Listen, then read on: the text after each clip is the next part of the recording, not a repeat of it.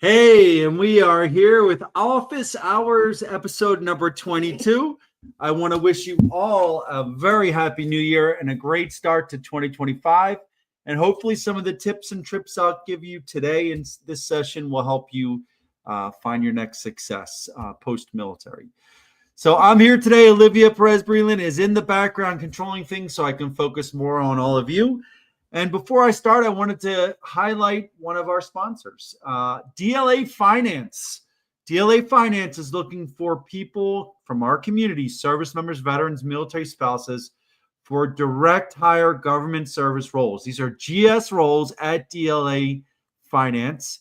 And we do not start the process through USA Jobs. I don't think many of you understand that they have direct hire authority. OPM has given most of the federal government direct hire authority for veterans, military spouses, transitioning military, including rapid hiring authority. And so if you are a service member, veteran, military spouse, and you are interested in let me see if I can get this right, business analyst, financial liaison, you don't need a degree for those. It is preferred, but you don't need one. Or accountant or accountant systems roles that require 24 hours of accounting credits and or business law credits with a degree. If you qualify for any of those roles in the following locations: Richmond, Virginia, Fort Belvoir, Philadelphia, PA, Battle Creek, Michigan, Columbus, Ohio, Whitehall, and the last one is San Antonio, Texas, but there's a very, very small amount of roles there. You need accounts receivable experience for that one. If you're interested in any of those, if any of them pique your interest and you want to learn more, just go to hiremilitary.us, look at our skill bridge or direct hire roles, apply for the appropriate one, and we will send their resume directly to them, or we'll get you into the skill bridge interview process if you meet the requirements. And again, these are leading directly into government civilian roles. And I've spoken to a few members of the DLA finance team recently, and everyone's raved about the culture. Everybody's raved about the climate, the room for growth, the opportunities there, and the mission, the ability to stay engaged supporting the warfighter. You can't beat it. What I will ask, and I'll get into this later, is if you do submit an application with a resume, that you make some attempt to align your experience to the role for which you're applying. We'll get into that later. All right. So let's talk about 2025, right? I want to give you 5 tips right now for people that are getting out in 2025 that are it's like my advice for your next mission, your next job, your next career, your next success, right? And I want to start off with talking about number 1, don't go directly into transition jobs. And let me explain where I'm going at with this. When I got out a little over 7 years ago, and I started my transition about 8 years ago, I realized, holy crap, this thing is hard. Like, how do I narrow down all the different things I can do, the different companies, get a resume, interview prep? Oh, crap, I'm not having success. So I now had to figure out more about the companies, more about the jobs. It was just a massive amount of information. TAP did not do it for me at the time. I had different expectations for what TAP was, I thought, supposed to be, but really it's about giving you the basic skills, and they were on point. It's up to me to do the rest and ask for more information. And so when I started to struggle, the first thing I did was go, you know what? TAP needs to be better. I want to go and work in the transition space. And the problem with that is there aren't that many roles in the transition space. And then another problem is, how do you advise people or help people transition when you have never done it yourself, right? And I get it. Maybe you apply to be a transition counselor and you get one job offer, one experience, one negotiation, whatever. I got it. But you cannot accurately advise people how to transition, how to interview, how to find jobs, which careers to choose, which pathways, room for growth. You don't have the networks. You haven't done the hiring actions yourself. You haven't worked as a recruiter, as HR, whatever it is. If you go right from the military into the transition world, you're limited in how you can help people. But then here's the next one. Where's the next pivot if it doesn't work out, right? You're no longer transitioning military. Now you're in the transition space and there's limited opportunities there. And so what I will tell everyone is that my recommendation, I know you want to give back. Give back while you're in. Bring in outside speakers. Go down to TAP. Get resources from the transition center. Bring in former members of your unit to come talk about their experience. You can do this on your own while you're in. But for you, when it's out, I will advise you to find your success. Whatever that looks like, whatever career path, whatever you choose, go find your success. And it might not be the first job. It will likely be 2 or 3 pivots until you find your dream one. But find your success. And while you're doing that, give back. And that means help others, maybe get involved to help hire, maybe go to job fairs, maybe promote your company or promote your organization, or just do informational interviews. Help while you're doing it. And then down the road, if you want to pivot from a place of strength, from a place of knowledge, from a place of experience. I will tell you that I started to go down that path and I realized it wasn't the right move for me. So I went for a year to a small federal IT company, about 500 people. I was a director of workforce management, which really allowed me to get into the HR, recruiting, management, staffing, government contracting piece. I went to EY for 2.25 years, where I was a senior manager of people advisory services. And that gave me more of the government contracting, but also the actual supporting the government and a structured development program where I also had access to a lot of incredible leaders across not just Ernst & Young, but industry. And then I moved over to go to Tenova full-time to help grow higher military and move into the government contracting world. And I've hired over 100 people throughout my time being out, not including the higher military side. And I've also been involved in the hiring actions of hundreds. And so I don't have all the knowledge, and not everything I say is right, but what I share comes from a place of experience, right? And that's what I would ask that you do before you really get involved into the official side of the transition. Now, number 2 out of my 5. Number 2 is don't go directly into military recruiting. That was my next path. I even wrote an email to Jeff Bezos back in the days when he responded to everything. And it was a form letter, I'm sure. Somebody responded for him, but I did get responded. And I did get connected to Bo Higgins when he was at Amazon. And he did actually end up calling me to talk it over. So they did respond. And I was amazed by that. But I wanted to go into military recruiting. And I mean, here's the deal. I want you all to look at the market and understand how hard it is for recruiters these days. And now what happens when your niche is less than 6% of the population, and outside of government contracting, it's not really a requirement for companies. And so what I've seen recently is that a lot of incredible rock stars in the military community have been let go because companies restructure, economic issues cause them to have to make cuts. And did they cut to somebody that can only source a limited number of roles from 6% of the population, or the ones that could source from the entire population, or that meet with different demographics or work in different niche recruiting communities? And so we've seen the answer. And I can't say this enough. There are some of the most incredible veteran leaders I know and that have been around in this space have been many have found jobs eventually, but there is a significantly long unemployment process as they find their next opportunity, largely because there's a limited number of roles out there. So if you're going to go into talent acquisition, I would encourage you to get your foundational industry talent acquisition experience first and then grow from there. So number 3, this one's going to hurt some of you. Leadership is a complementary skill out here, right?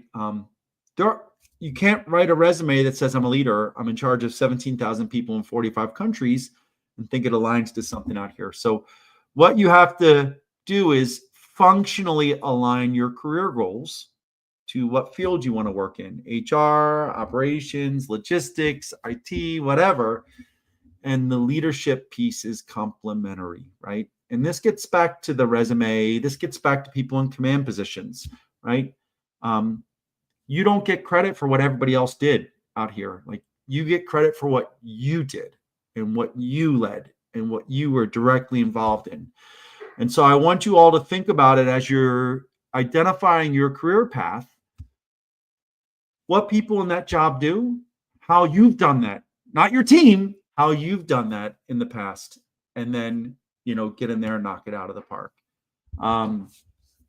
I will share, I had a great comment on today's post about this from Rear Admiral Jim Waters, who is the commander of Navy Recruiting Command. And they last year made mission and blew it out of the park. And he had a great comment. And this is, a Rear Admiral in the Navy. And his comment was about he could have never successfully led Recruiting Command without really getting into and learning recruiting.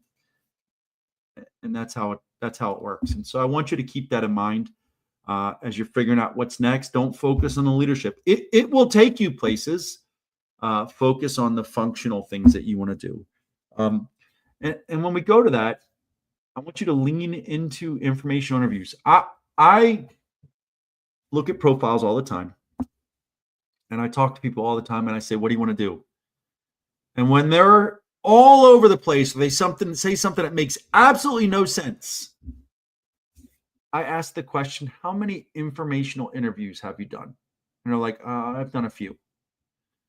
And I'm going to tell you that is not enough. You cannot, there are very few roles in the military that are a direct translation into the private sector. If you stay in government control contracting, you go right back into a job in the unit you used to work at, maybe. But the rest, there's a lot of gray space. There's a lot of different roles. There's a lot of different expectations, different laws, everything else like that. And so I'm going to tell you that if you have not done at least 30 informational interviews, that means spoken with 30 people in industry about what they do in their job every day, where they spend their time, what they spend it doing across the board, and getting into detail on the meetings. What kind of meetings? Are you leading the meetings? What are the deliverables for the meetings? How often do you have those meetings? Those types of questions to really get in and understand a day of work. What are your biggest challenges? What are your biggest successes? What are your metrics that you track to show that you're successful and you're not at risk? What are your boss's priorities? If you don't know those specific answers from at least 5 different people in that one field you've chosen, you don't know anything about what's next. You're just throwing stuff at the board and hoping it'll stick. And so I'm going to tell you, and I'm saying low, if you want to be successful in your transition, I will say you need at least 30 informational interviews. I needed 200. So I'm really betting low on you guys. But if you haven't talked to that many, you are going to struggle to write an effective resume. You're going to struggle to narrow down what you want to do next. You're going to struggle to interview effectively. I mean, you don't have the information to do it. There you go, Josh. It took me 200. I appreciated that you're 27 because that's an even more important part. That means you're tracking them somewhere on a spreadsheet and hopefully tracking your follow-up actions, what they've advised you to do, and when you're going to follow up and tell them it was done. So great job, Josh. Keep it going. I tell you that once you figured it out and then you start doing informational interviews from there, everything starts like click, click, click, click, click coming together. And you are taking years off your transition. So keep it up. And the last part is wait to work on your resume. Look, I got out of TAP. The first thing I did was I started working on my resume because I thought you needed a resume to get a job, and you do. But a resume, you don't need one. You need one for each job you're applying, right? And so I started working on a resume, which basically was a nicely formatted collection of all my military assignments going back 10, 15 years, whatever, with all my bullets. And I started sending it to mentors. And I'm going to tell you, I got ping-ponged around. Everything was different. It was red on. I'd fix it. I'd send it to somebody else. They'd bleed on it. And they'd bleed on it. I'd spent dozens of hours working on a resume that never went anywhere. And so what I'm going to tell people, and it brings up frustration. It brings up stress. Like, it just makes it difficult. So what I'm going to tell you is you do not need a resume until you start applying to jobs. Yeah, you could start to make your master resume and just collect all the data, but you don't need a resume until you're applying to jobs. And I'm not a big fan of these, networking resumes. They can look at your LinkedIn profile, fill that crap in. The window to start applying to jobs is about 3 months, 2 to 3 months from the day you can start. Maybe you stretch it out to 3 to 4, but most companies, if you apply online and like when you could start and you're like 3 months from now, they're bouncing and going to somebody else unless it's a commission only role. And so what I'm going to tell you is, instead of starting with your resume early in the transition process, focus on networking, focus on informational interviews, focus on career exploration, so that you have the data you need. And I'm going to tell you that if you know 5 to 10 people in that one type of job do every day at work, like where do they spend their time? If you know what metrics they track and the types of numbers they're looking to track, if you know what their biggest challenges are, the struggles, the hard parts, the things that are a pain in their butts, right? If you know what their biggest successes are, and if you know what their boss's priorities are, right? You can look in your background. It's very easy to find that stuff and submit it for a resume. And so that's what I'll tell you about the resume. Wait till you get there. Now, this is great. I will tell you, Joey, that I would not recommend modifying your military job titles until you've spoken to 10, 15, 20 people in a specific field, because very rarely do I see a job title modified and done well. Usually people end up modifying or translating rank, not the equivalent military position. So if you are getting out, then I will tell you to focus less on translating, more on networking, more on community building, more on career exploration. And I will tell you, if you do 5 informational interviews, 10 informational interviews with people in the same field, you start to talk like them, you start to use their words, you start to ask more intelligent questions. And more often than not, they're like, hey, send me your resume. Let me hand it off to someone. And that is your in. So I'm not a big fan of the translation unless you have a lot of people in that field that have been at that level that are helping you translate appropriately. Even then, I will typically leave the military title on it. I'll put a pipe stem and put the military title after. You can see how I did it on my LinkedIn profile on my old jobs. And the reason that is because then if it's a bad translation, a veteran can see it and know what they do. I've had some resumes I've looked at where I have been unable to figure out what anyone did in the military, what type of job. Like they said they were in the military, they translated everything to the level I couldn't tell if they were an E5 or an O5. And so many people will say, well, it doesn't matter. I'm like, no, stop. Yes, it does matter. There is a huge difference in experience, typically with education, knowledge, between an O5 and an E5, right? Career goals play a path into that. But there is a big difference. And so I will tell you that don't over translate to the point where we can't figure that out. Now, let's get into resumes. I had a intriguing post this weekend where I was engaging on it while I was watching football. So I was enjoying the back and forth with people, challenging people, asking questions to get them to see if they're even capable of thinking differently. But at the end of the day, what I shared was that I had reviewed over 100 resumes for jobs in the past few weeks. And out of those 100 resumes, 90% made no effort to not translate, tailor the resumes. No effort, right? They just submitted a resume they had. Some submitted these Indeed resumes that were just like one catch-all. It said Indeed resume on the top. They didn't even delete that. Format was horrible. It was made for an electronic system, and they just submitted it to these roles. And, I basically had, hard to say this, but like the victim mafia, like I've applied to hundreds of roles. No one ever responds. You don't tailor responses. I don't tailor resumes because you're not going to fit, like blah, blah. The haters all came out there. At the end of the day, out of those 100 plus resumes, the ones that tailored them, that I could quickly see that they had the experience for the role, get aligned more closely and more quickly to screenings and interviews. I mean, that's the way it is. If you make it hard for someone to figure out where your fit is, or that you have the experience for the role, they're not going to get to you unless there's no other candidates applying. The tailored candidates, the tailored resumes, get the right fit. Now, let me dive into the 100 submissions and no responses stuff. If you submit 100 resumes that are tailored and you don't get any responses, the issue isn't tailoring your resume. There are other issues involved, and it might be experience fit. It might be the types of roles you're applying for. There are a multitude of reasons. It is not the tailoring piece, right? So I will say that there is a certain point there. I don't know what that number is, but if you've applied to X number of roles with the same type of resume and you're getting no interviews, there are other factors at play, right?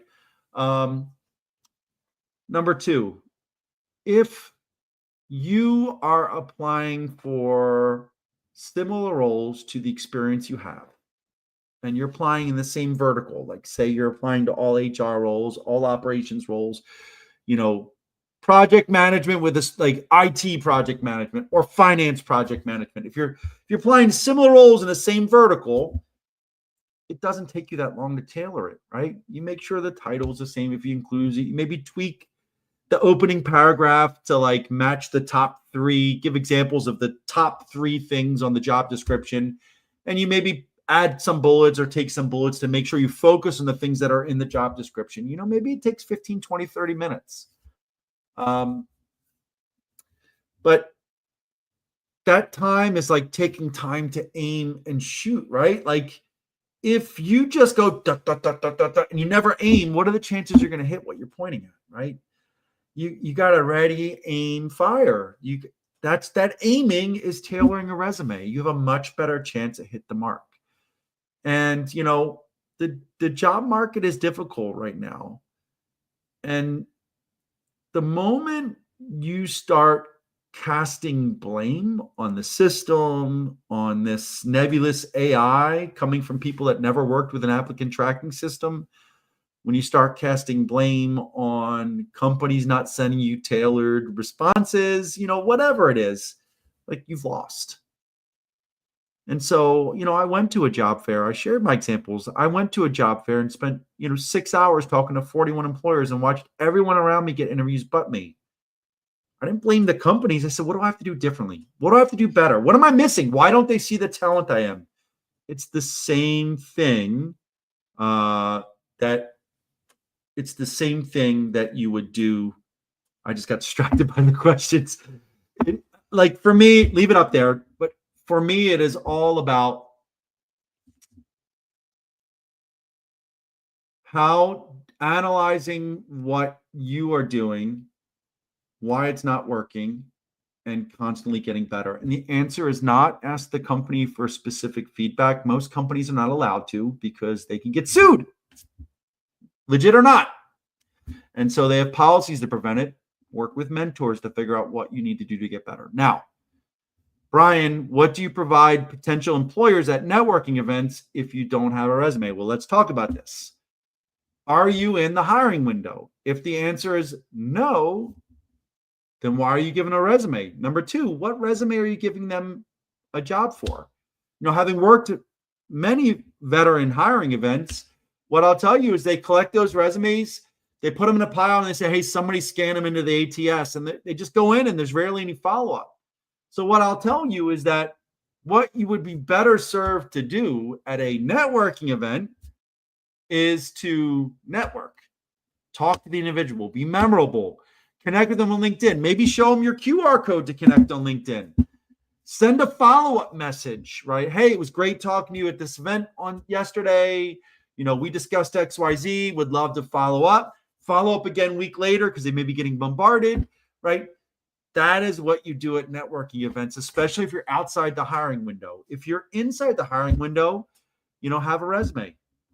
By then, hopefully you've done the work. But there's so much focus on giving someone an untailored resume. What's it going to do? Worst case scenario, you could print out your LinkedIn profile, I guess.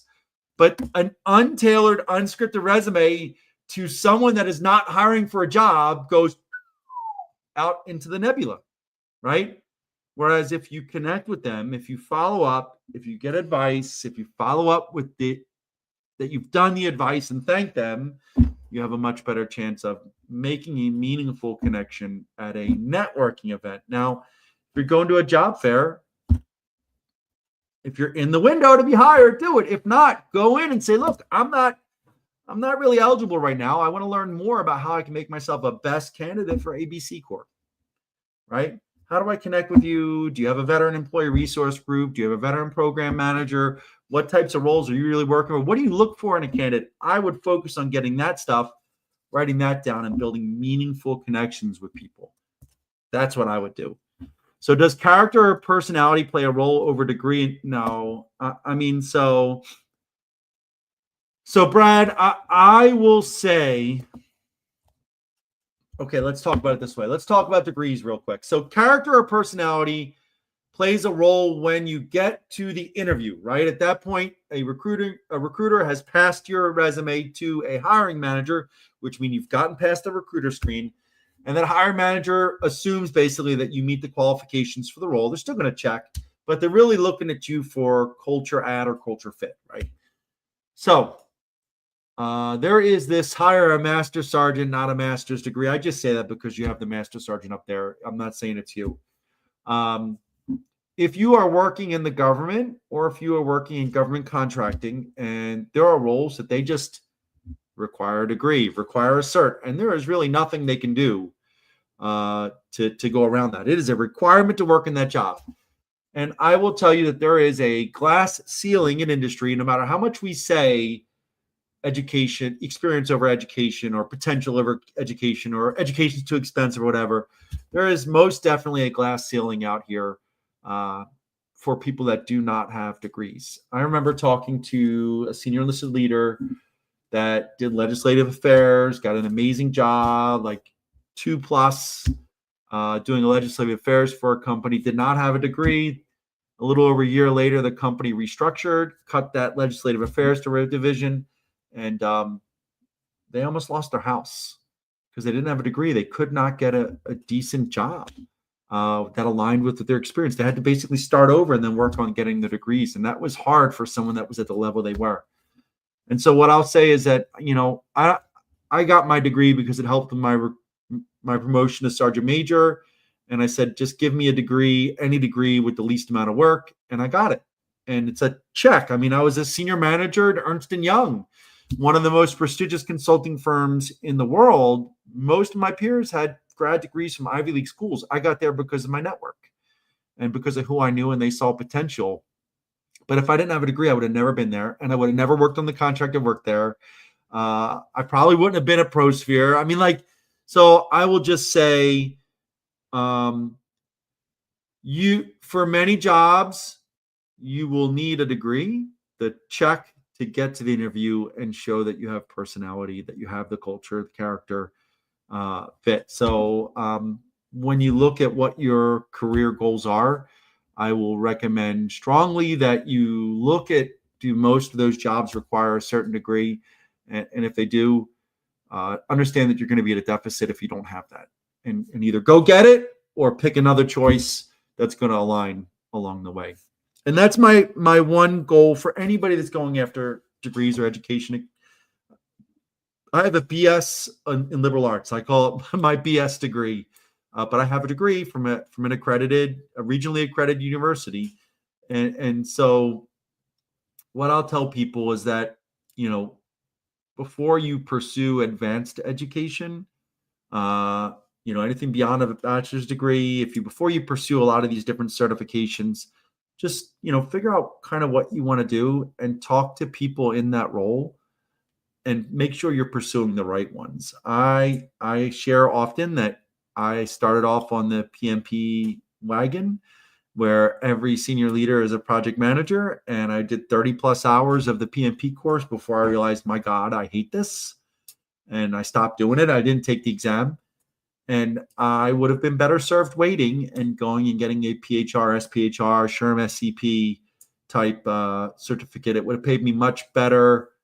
It would have paid much better dividends at ProSphere, at EY. It would have made me more marketable as a consultant. And it definitely would have helped me out a lot with really leaning into starting and growing a company. That knowledge and experience would have been incredibly beneficial. So,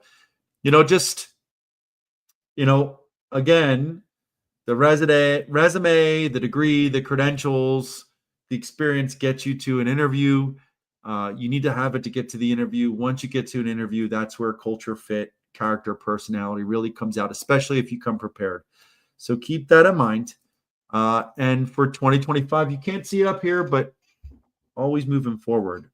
We have it. The transition is hard, but I will tell you that we have an advantage over everyone else out there that we are veterans, military spouses, transitioning service members. Our community is our strength. Not only are there hiring initiatives that support us, veteran military spouse program managers that will pipeline you to roles in companies across the country. You can reach out to veterans in industry and ask for a phone call. And I'll tell you 30, 40, 50, 60, 70% will say yes to give you advice, share their experience. And that is a key. And that is way stronger than, hey, we both went to the same high school, or hey, we went to the same college, or we worked in the same company. Being a veteran is our strength. And so I will encourage you to lean into it in 2025. And I will see you all next week.